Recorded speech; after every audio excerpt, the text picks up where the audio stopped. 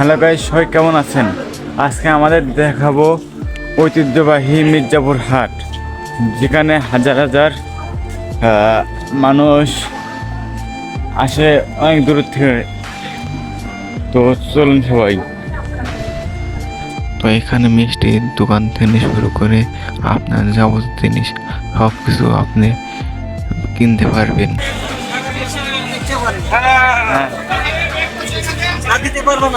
হ্যাঁ, দিয়ে দেবো তো। তো এটাই আমাদের সেই মির্জাপুর ঐতিহ্যবাহী অনেক পুরনো হাট, যেখানে অনেক দূরের দূরের নিয়ে মানুষ আসে।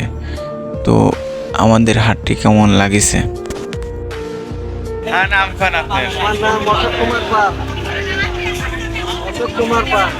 আপনার আধে মিষ্টি কত করে? এগুলো 180 টাকা কেজি। 180 টাকা কেজি।